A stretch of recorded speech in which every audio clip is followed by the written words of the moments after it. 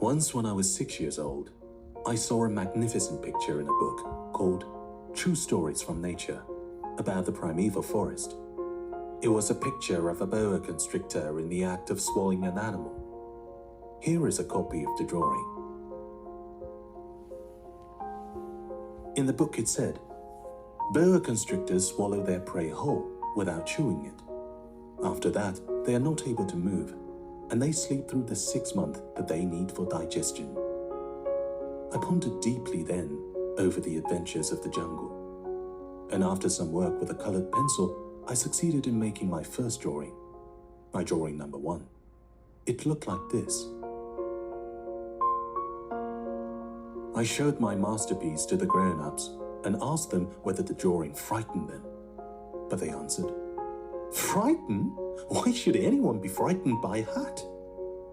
My drawing was not a picture of a hat. It was a picture of a boa constrictor digesting an elephant. But since the grown-ups were not able to understand it, I made another drawing.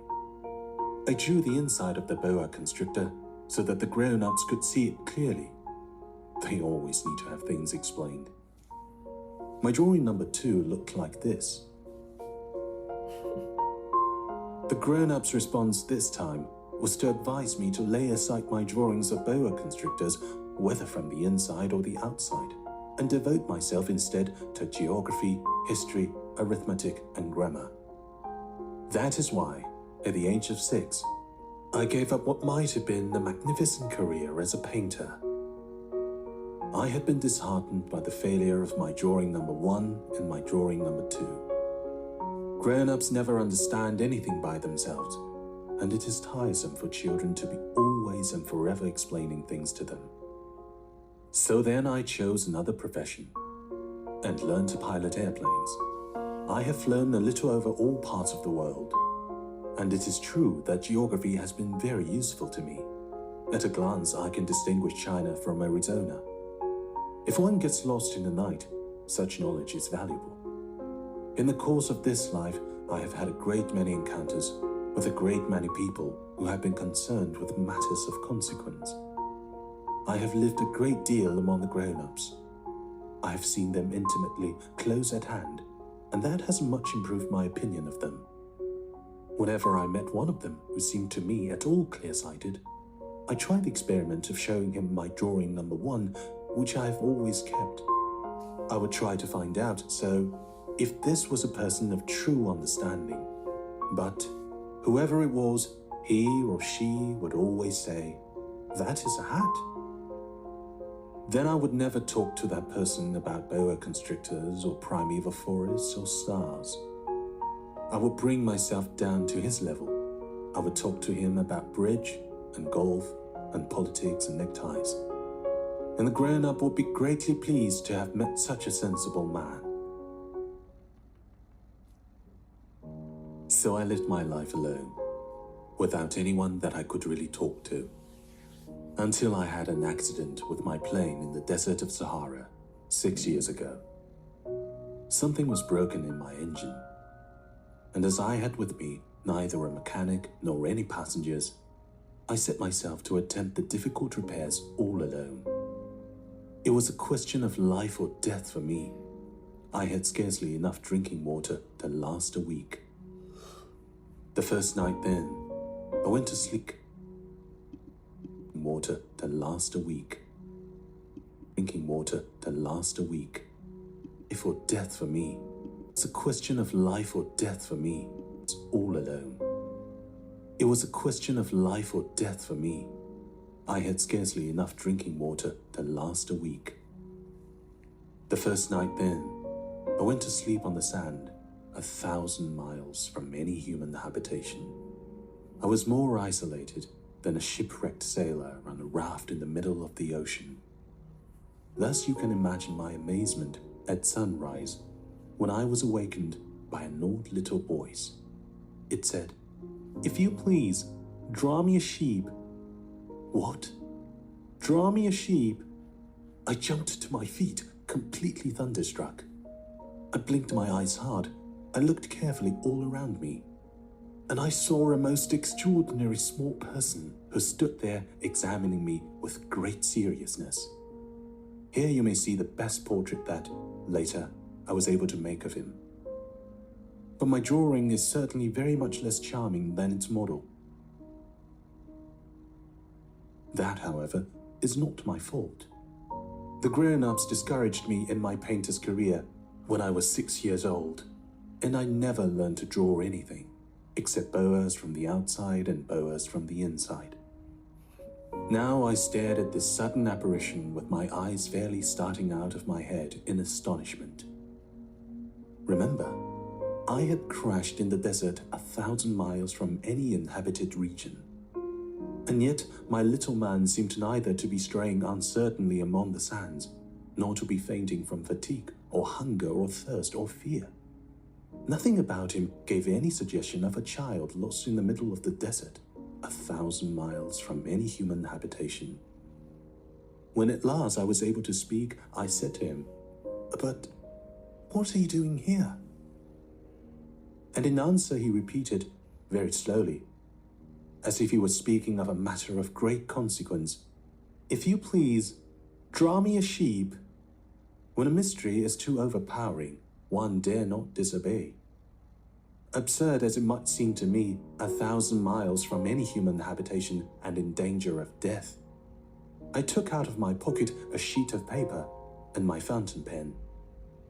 But then I remembered how my studies had been concentrated on geography, history, arithmetic, and grammar, and I told the little chap, a little crossly too, that I did not know how to draw. He answered me, "That doesn't matter. Draw me a sheep." But I had never drawn a sheep, so I drew for him one of the 2 pictures I had drawn so often. It was that of a boa constrictor from the outside. And I was astounded to hear the little fellow greet it with, "No, no, no, I do not want an elephant inside a boa constrictor. A boa constrictor is a very dangerous creature, and an elephant is very cumbersome. Where I live, everything is very small. What I need is a sheep. Draw me a sheep." So then I made a drawing.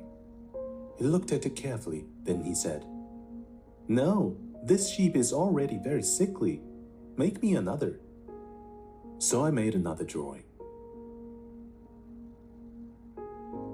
My friend smiled gently and indulgently. "You see yourself," he said, "that this is not a sheep. This is a ram. It has horns." So then I did my drawing over once more. But it was rejected too, just like the others. "This one is too old. I want a sheep that will live a long time." By this time, my patience was exhausted, because I was in a hurry to start taking my engine apart. So I tossed off this drawing,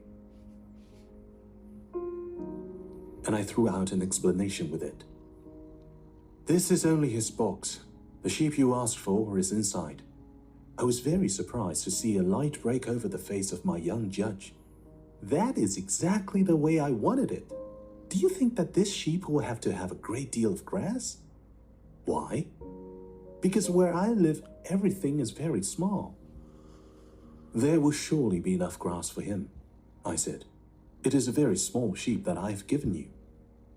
He bent his head over the drawing. "Not so small that... Look, he has gone to sleep." And that is how I made the acquaintance of the little prince. From words dropped by chance that, little by... It took me a long time to learn where he came from. The little prince, who asked me so many questions, never seemed to hear the ones I asked him. It was from words dropped by chance that, little by little, everything was revealed to me. The first time he saw my airplane, for instance, "I shall not draw my airplane. That will be much too complicated for me." He asked me, "What is that object?" "That is not an object. It flies. It is an airplane. It is my airplane." And I was proud to have him learn that I could fly. He cried out then, "What? You dropped down from the sky?" "Yes. I answered, modestly. Oh, that is funny. And the little prince broke into a lovely peal of laughter, which irritated me very much. I like my misfortunes to be taken seriously. Then he added, So you, too, come from the sky? Which is your planet? At that moment, I caught a gleam of light in the impenetrable mystery of his presence, and I demanded abruptly, Do you come from another planet? But he did not reply. He tossed his head gently without taking his eyes from my play. It is true that on that you can't have come from very far away. And he sank into a reverie which lasted a long time. Then, taking my sheep out of his pocket, he buried himself in the contemplation of his treasure. You can imagine how my curiosity was aroused by this half-confidence about the other planets. I made a great effort, therefore, to find out more on this subject. My little man, where do you come from? What is this where I live of which you speak? Where do you want to take your sheep? After a reflective silence, he answered, The thing that is so good about the box you have given me is that at night he can use it as his house. That is so, and if you are good, I will give you a string too, so that you can tie him during the day, and a post to tie him to. But the little prince seemed shocked by this offer. Tie him? What a queer idea. But if you don't tie him, I said, he will wander off somewhere and get lost. My friend broke into another peal of laughter. But where do you think he would go? Anywhere, straight ahead of him. Then the little prince said earnestly, That doesn't matter. Where I live, everything is so small. And, with perhaps a hint of sadness, he added, Straight ahead of him, nobody can go very far. I had thus learned a second fact of great importance. This was that the planet the little prince came from was scarcely any larger than a house. But that did not really surprise me much. I knew very well that in addition to the great planets, such as the Earth, Jupiter, Mars, Venus, to which we have given names, there are also hundreds of others, some of which are so small that one has a hard time seeing them through the telescope. When an astronomer discovers one of these, he does not give it a name, but only a number. He might call it, for example, Asteroid 3251. I have serious reason to believe that the planet from which the little prince came is the asteroid known as B-612. This asteroid has only once been seen through the telescope. That was by a Turkish astronomer in 1909. On making his discovery, the astronomer had presented it to the International Astronomical Congress in a great demonstration. But he was in Turkish costume, and so nobody would believe what he said. Grown up, for example, asteroid, and a second fact of great importance. I had thus learned a second fact of great importance. This was that the planet the little prince came from was scarcely any larger than a house. But that did not really surprise me much. I knew very well that in addition to the great planets, such as the Earth, Jupiter, Mars, Venus, to which we have given names, there are also hundreds of others, some of which are so small that one has a hard time seeing them through the telescope. When an astronomer discovers one of these, he does not give it a name, but only a number. He might call it, for example, Asteroid 3251. I have serious reason to believe that the planet from which the little prince came is the asteroid known as B-612. This asteroid has only once been seen through the telescope. That was by a Turkish astronomer in 1909. On making his discovery, the astronomer had presented it to the International Astronomical Congress in a great demonstration. But he was in Turkish costume, and so nobody would believe what he said. Grown-ups are like that. Fortunately, however, for the reputation of asteroid B-612, a Turkish dictator made a law that his subjects, under pain of death, should change the European costume. So in 1920, the astronomer gave his demonstration all over again, dressed with impressive style and elegance. And this time, everybody accepted his report. If I have told you these details about the asteroid and made a note of its number for you, it is on account of the grown-ups and their ways. Grown-ups love figures. When you tell them that you have made a new friend, they never ask you any questions about essential matters. They never say to you, "What does his voice sound like? What games does he love best? Does he collect butterflies?" Instead, they demand, "How old is he? How many brothers has he?" And this time, everybody accepted his report. If I have told you these details about the asteroid, location of asteroid B-612,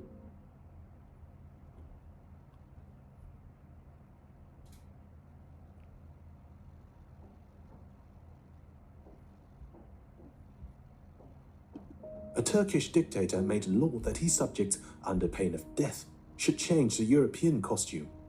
So in 1920, the astronomer gave his demonstration all over again, dressed with impressive style and elegance.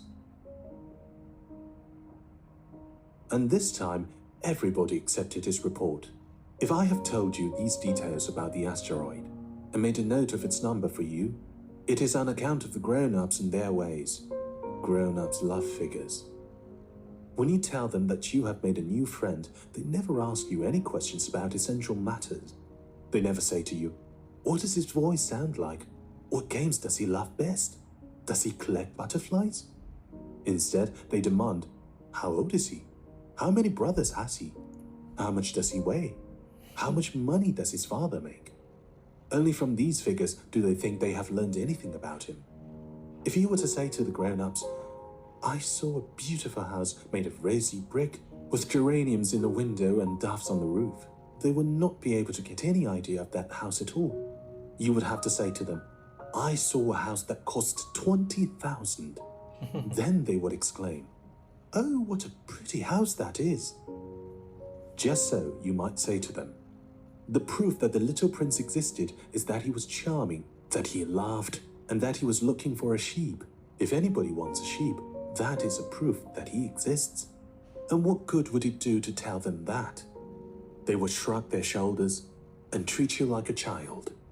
But if you said to them, "The planet he came from is asteroid B-612, then they would be convinced and leave you in peace from their questions.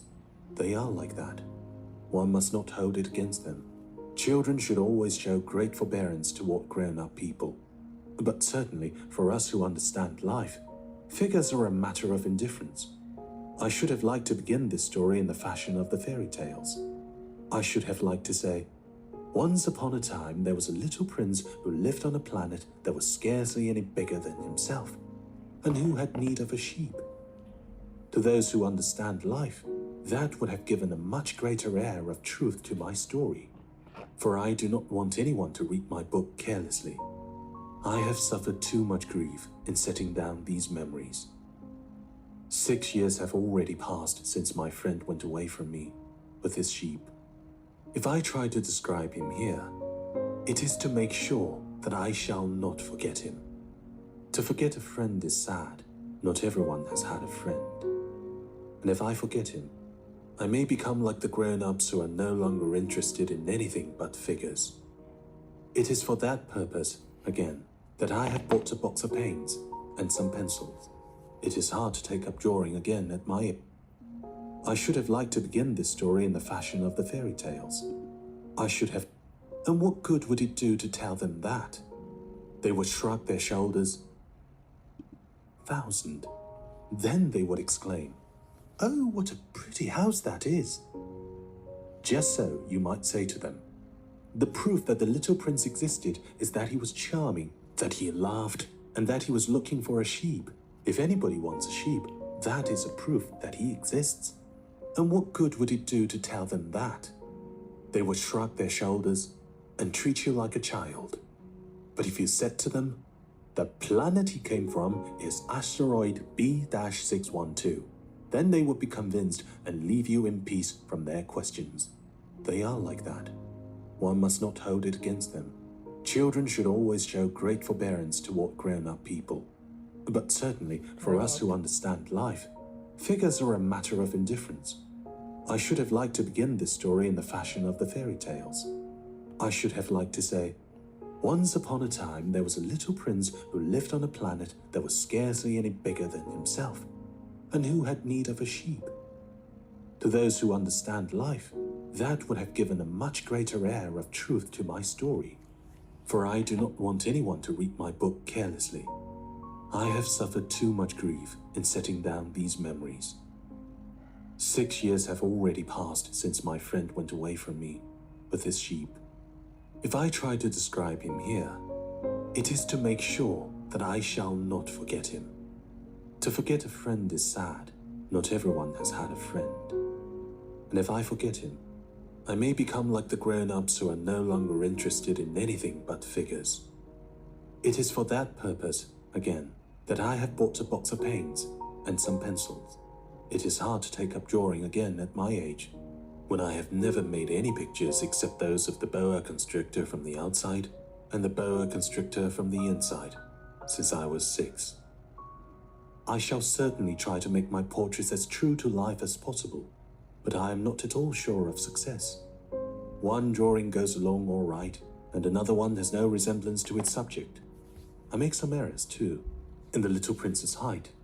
In one place he is too tall, and in another too short, and I feel some doubts about the colors of his costume. So I fumble along as best I can. Now good, now bad, and I hope generally fair to middling. In certain more important details I shall make mistakes also, but that is something that will not be my fault. My friend never explained anything to me. He thought, perhaps, that I was like himself, but I, alas, do not know how to see sheep through the walls of boxes. Perhaps I am a little like the grown-ups. I have had to grow old. As each day passed, I would learn, in our talk, something about the little prince's planet, his departure from it, his journey. The information would come very slowly, as it might chance to fall from his thoughts. It was in this way that I heard, on the 3rd day, about the catastrophe of the baobabs. This time, once more, I had the sheep to thank for it. For the little prince asked me abruptly, as if seized by a great doubt, "It is true, isn't it, that sheep eat little bushes?" "Yes, that is true." "Ah, I am glad." I did not understand why it was so important that sheep should eat little bushes. But the little prince added, "Then it follows that they also eat baobabs." I pointed out to the little prince that baobabs were not little bushes, but, on the contrary, trees as big as castles, and that even if he took a whole herd of elephants away with him, the herd would not eat up one single baobab. The idea of the herd of elephants made the little prince laugh. "We would have to put them one on top of the other," he said. But he made a wise comment. "Before they grow so big, the baobabs start out by being little." "That is strictly correct," I said. "But why do you want the sheep to eat the little baobabs?" He answered me at once. "Oh, come, as if he were speaking of something that was self-evident. And I was obliged to make a great mental effort to solve this problem, without any assistance. Indeed, as I learned, there were on the planet where the little prince lived, as on all planets, good plants and bad plants. In consequence, there were good seeds from good plants and bad seeds from bad plants. But seeds are invisible. They sleep deep in the heart of the earth darkness until someone among them is seized with the desire to awaken. Then this little seed will stretch itself and begin, timidly at first, to push a charming little sprig inoffensively upward toward the sun. If it is only a sprout of radish or the sprig of a rosebush, one would let it grow wherever it might wish. But when it is a bad plant, one must destroy it as soon as possible, the very first instant that one recognizes it. Now there were some terrible seeds on the planet that was the home of the little prince, and those were the seeds of the baobab. The soil of the planet was infested with them. A baobab is something you will never, never be able to get rid of if you attend to it too late. It spreads over the entire planet. It bores clear through it with its roots. And if the planet is too small and the baobabs are too many, they split it in pieces. It is a question of discipline, the little prince said to me later on. When you finish your own toilet in the morning, then it is time to attend to the toilet of your planet. Just so, with the greatest care. You must see to it that you pull up regularly all the baobabs at the very first moment when they can be distinguished from the rose bushes which they resemble so closely in their earliest youth. It is very tedious work, the little prince added, but very easy. And one day he said to me, you ought to make a beautiful drawing so that the children where you live can see exactly how all this is. That would be very useful to them if they were to travel someday. Sometimes, he added, there is no harm in putting off some work until another day. But when it is a matter of baobabs, that always means a catastrophe. I knew a planet that was inhabited by a lazy man. He neglected 3 little bushes. So, as the little prince described it to me, I've made a drawing of that planet. I do not much like to take the tone of a moralist, but the danger of the baobab is so little understood, and such considerable risks would be run by anyone who might get lost on an asteroid, that for once I am breaking through my reserve. Children, I say plainly, watch out for the baobabs. My friends, like myself, have been skirting this danger for a long time, without ever knowing it.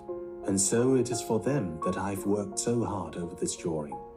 The lesson which I pass on by this means is worth all the trouble it has cost me.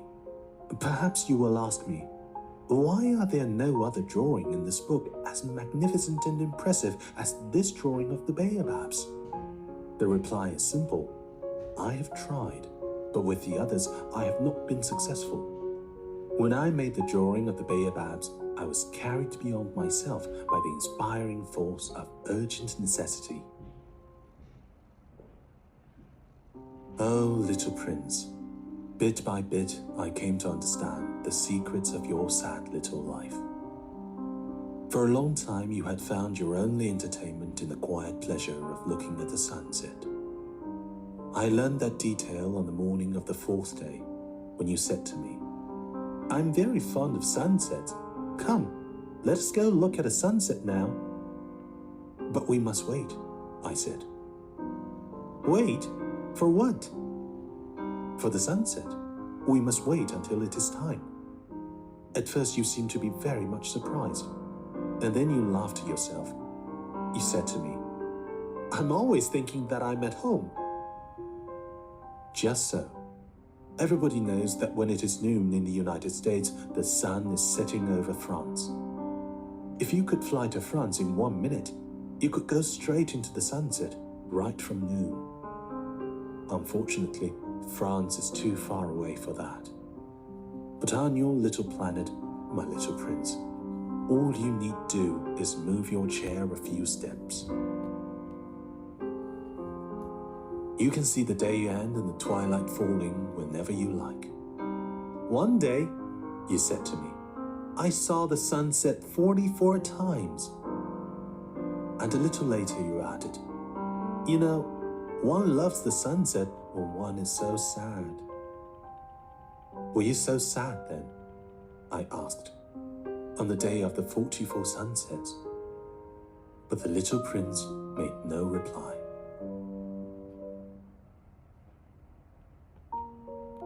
On the 5th day, again as always, it was thanks to the sheep. The secret of the little prince's life was revealed to me. Abruptly, without anything to lead up to it, and as if the question had been born of a long and silent meditation on this problem. He demanded, a sheep, if it eats little bushes, does it eat flowers too? A sheep, I answered, eats anything it finds in its reach. Even flowers that have thorns? Yes, even flowers that have thorns. Then the thorns, what use are they? I did not know. At that moment, I was very busy trying to unscrew a bolt that had got stuck in my engine. I was very much worried, for it was becoming clear to me that the breakdown of my plane was extremely serious. And I had so little drinking water left that I had to fear for the worst. The thorns, what use are they? The little prince never let go of a question once he had asked it. As for me, I was upset over that bolt, and I answered with the first thing that came into my head. The thorns are of no use at all. Flowers have thorns just for spite. Oh. There was a moment of complete silence. Then the little prince flashed back at me with a kind of resentfulness. I don't believe you. Flowers are weak creatures. They are naive. They reassure themselves as best they can. They believe that their thorns are terrible weapons. I did not answer. At that instant, I was saying to myself, if this bolt still won't turn, I am going to knock it out with a hammer. Again, the little prince disturbed my thoughts. And you actually believe that the flowers... Oh no, I cried. No, I don't believe anything. I answered you with the first thing that came into my head. Don't you see? I am very busy with matters of consequence. He stared at me, thunderstruck. Matters of consequence? He looked at me there, with my hammer in my hand, my fingers black with engine grease, bending down over an object which seemed to him extremely ugly. You talk just like the grown-ups. That made me a little ashamed, but he went on relentlessly.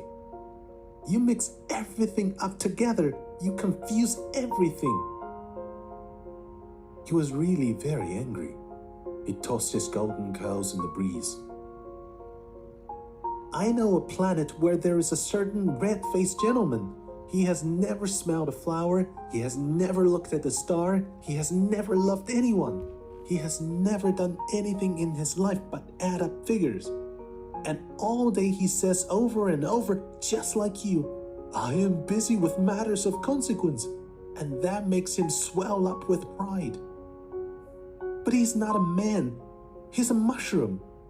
A what? A mushroom. The little prince was now white with rage.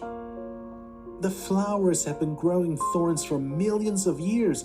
For millions of years, the sheep have been eating them just the same. And is it not a matter of consequence to try to understand why the flowers go to so much trouble to grow thorns, which are never of any use to them? Is the warfare between the sheep and the flowers not important? Is this not of more consequence than a fat red-faced gentleman's sums? And if I know, I myself, one flower which is unique in the world, which grows nowhere but on my planet, but which one little sheep can destroy in a single bite some morning, without even noticing what he is doing. Oh, you think that is not important? His face turned from white to red as he continued. If someone loves a flower, of which just one single blossom grows in all the millions and millions of stars, it is enough to make him happy just to look at the stars. He can say to himself, somewhere my flower is there. But if the sheep eats the flower, in one moment all his stars will be darkened. And you think that is not important? He could not say anything more. His words were choked by sobbing. The night had fallen. I had let my tools drop from my hands.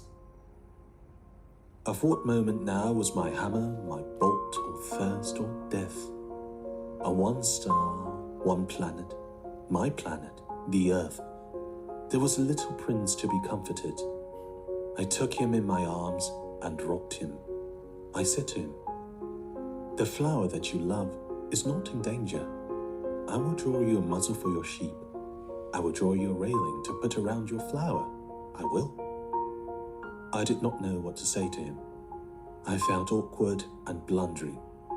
I did not know how I could reach him, where I could overtake him. and go on hand in hand with him once more. It is such a secret place, the land of tears. I soon learned to know this flower better. On the little prince's planet, the flowers had always been very simple. They had only one ring of petals. They took up no room at all. They were a trouble to nobody. One morning they would appear in the grass, and by night they would have faded peacefully away. But one day, from a seed blown from no one knew where, a new flower had come up, and the little prince had watched very closely over this small sprout, which was not like any other small sprouts on his planet. It might, you see, have been a new kind of baobab. But the shrub soon stopped growing and began to get ready to produce a flower. The little prince, who was present at the first appearance of a huge bud, felt at once that some sort of miraculous apparition must emerge from it. But the flower was not satisfied to complete the preparations for her beauty in the shelter of a green chamber. She chose her colors with the greatest care. She dressed herself slowly. She adjusted her petals one by one. She did not wish to go out into the world all rumpled, like the field poppies. It was only in the full radiance of her beauty that she wished to appear.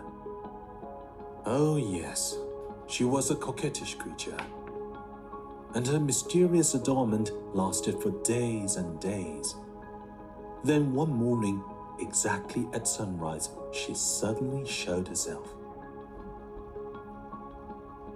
And, after working with all this painstaking precision, she yawned and said, "Ah, I am scarcely awake. I beg that you will excuse me. My petals are still all disarranged." But the little prince could not restrain his admiration. "Oh, how beautiful you are!" "Am I not?" The flower responded sweetly. "And I was born at the same moment as the sun." The little prince could guess easily enough that she was not any too modest, but how moving and exciting she was. "I think it is time for breakfast," she added an instant later. "If you would have the kindness to think of my needs." And the little prince, completely abashed, went to look for a sprinkling can of fresh water. So he tended the flower. So, too, she began very quickly to torment him with her vanity, which was, if the truth be known, a little difficult to deal with. One day, for instance, when she was speaking of her 4 thorns, she said to the little prince, "Let the tigers come with their claws." "There are no tigers on my planet," the little prince objected. "And anyway, tigers do not eat weeds."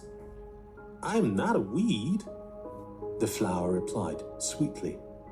"Please excuse me."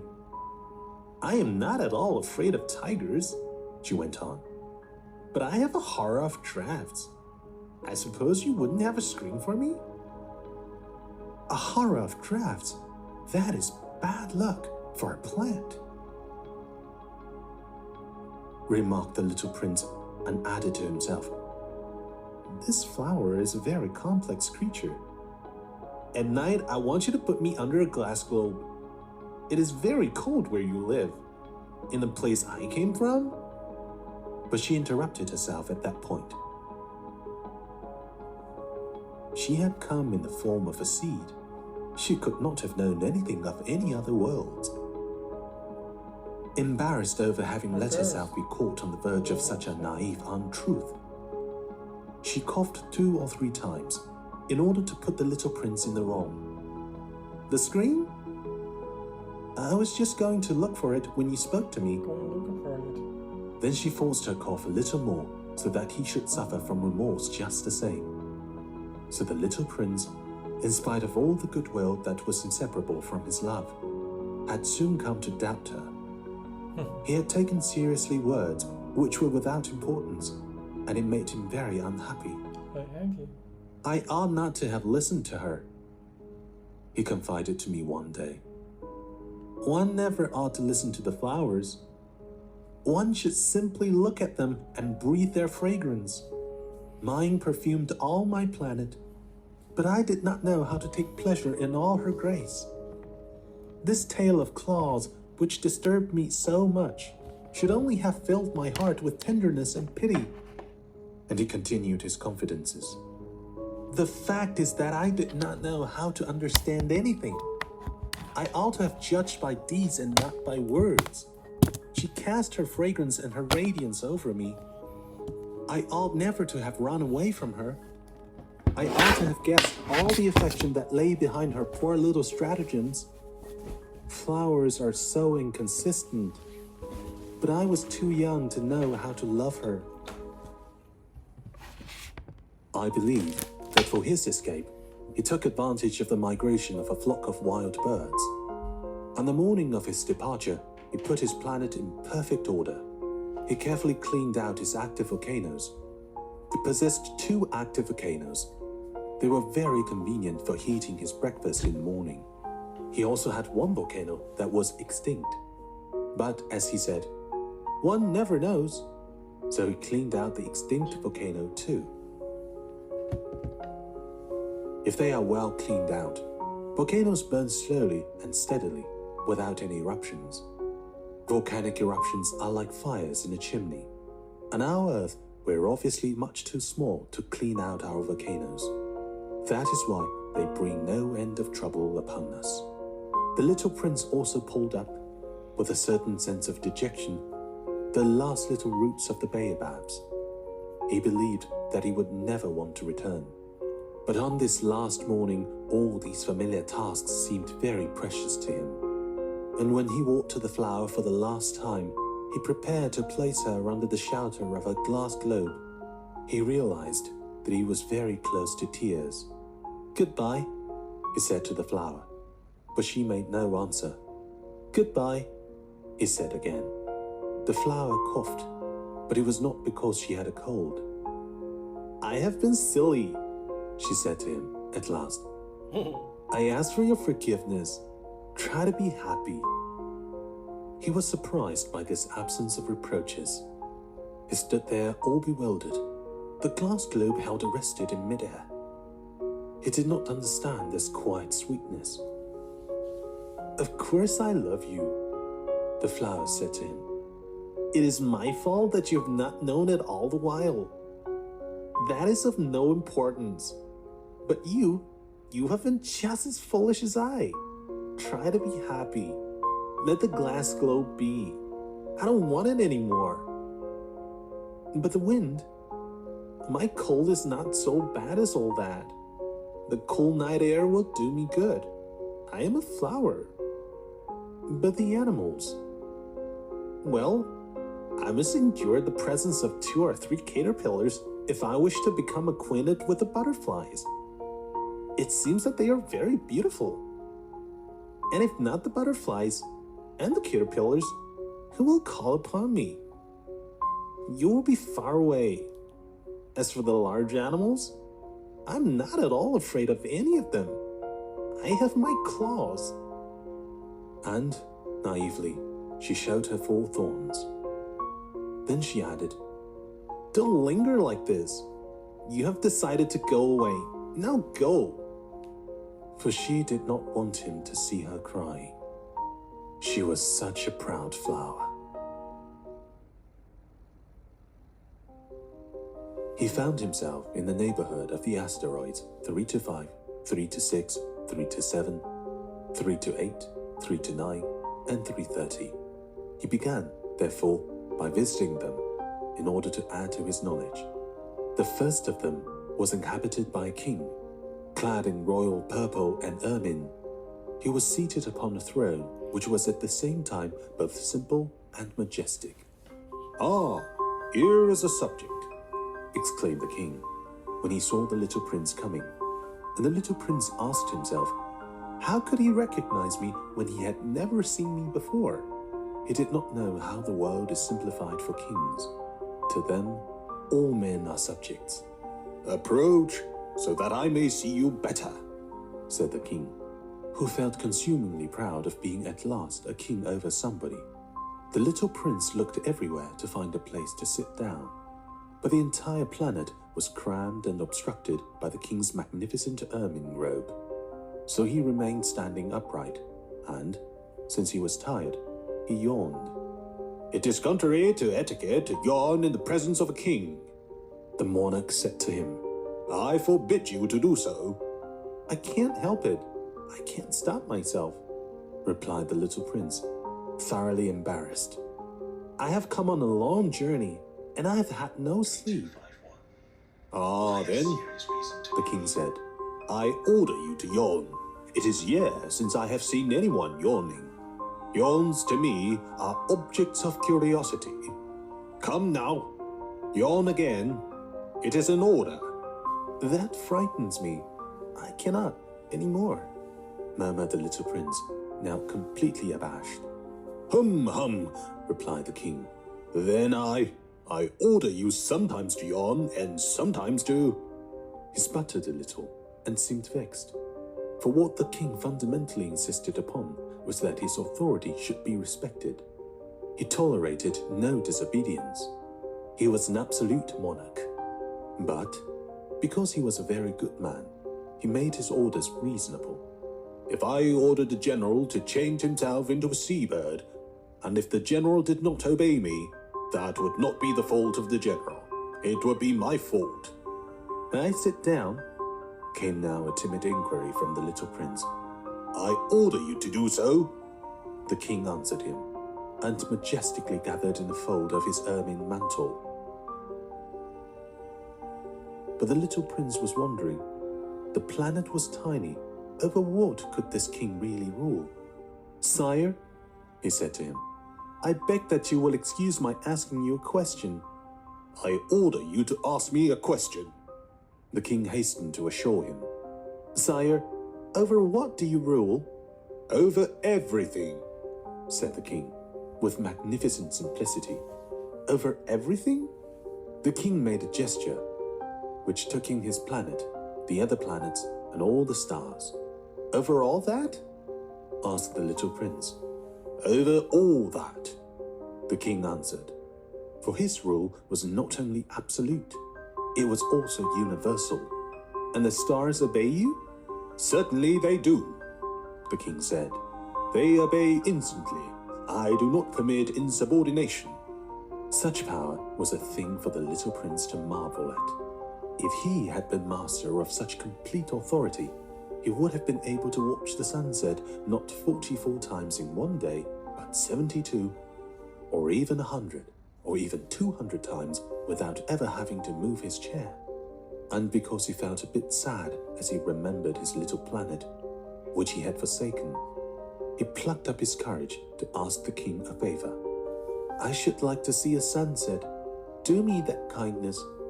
Order the sun to set." "If I ordered a general to fly from one flower to another like a butterfly, or to write a tragic drama, or to change himself into a seabird, and if the general did not carry out the order that he had received, which one of us would be in the wrong?" the king demanded. "The general or myself?" "You," said the little prince firmly. "Exactly. One must require from each one the duty which each one can perform," the king went on. "Accepted authority rests first of all on reason. If you ordered your people to go and throw themselves into the sea, they would rise up in revolution. I have the right to require obedience because my orders are reasonable." "Then my sunset?" the little prince reminded him, for he never forgot a question once he had asked it. "You shall have your sunset. I shall command it. But, according to my science of government, I shall wait until conditions are favorable." "When will that be?" inquired the little prince. Hum, replied the king, and before saying anything else, he consulted a bulky almanac. Hum, that will be that will be this evening about 20 minutes to 8. And you will see how well I am obeyed." The little prince yawned. He was regretting his lost sunset, and then, too, he was already beginning to be a little bored. "I have nothing more to do here," he said to the king. So I shall set out on my way again.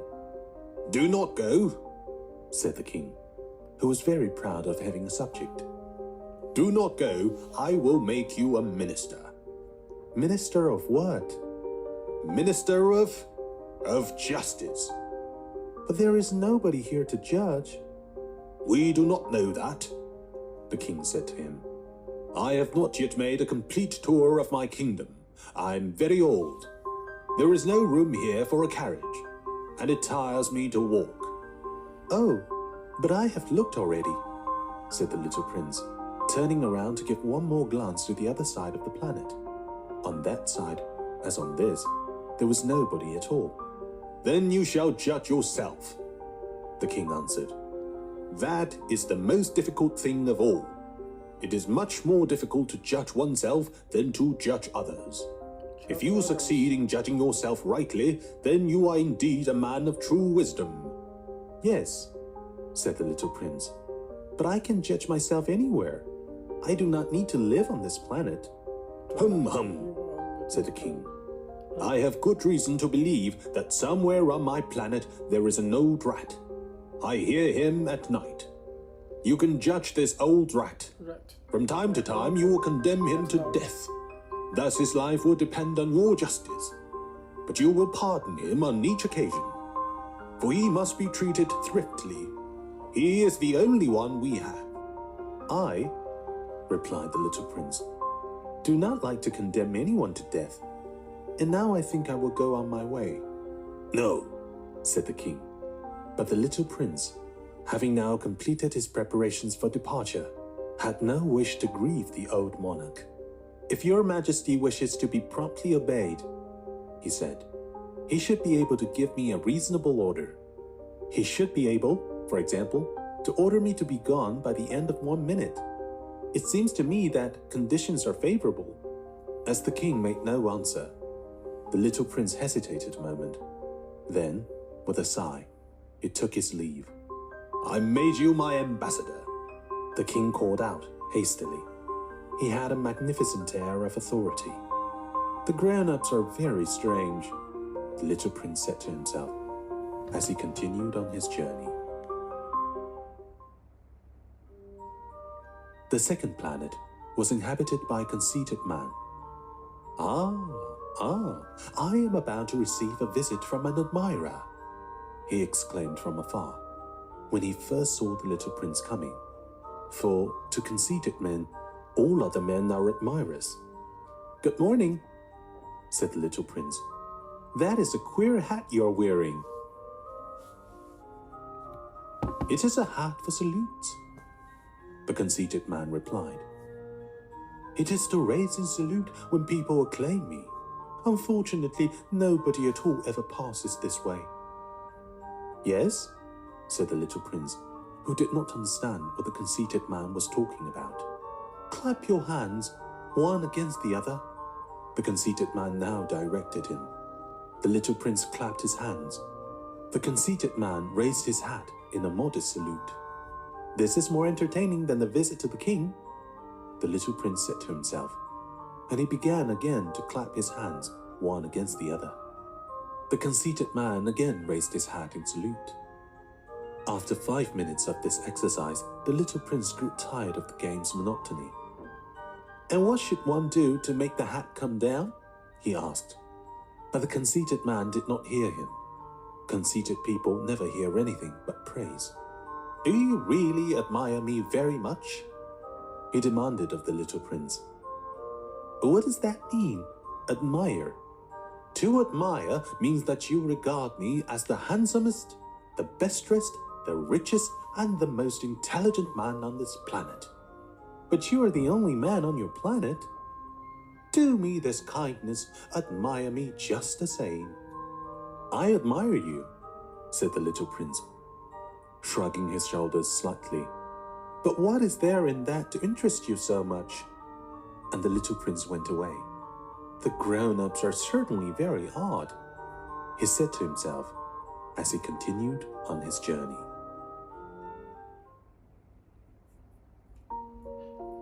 The next planet was inhabited by a tippler. This was a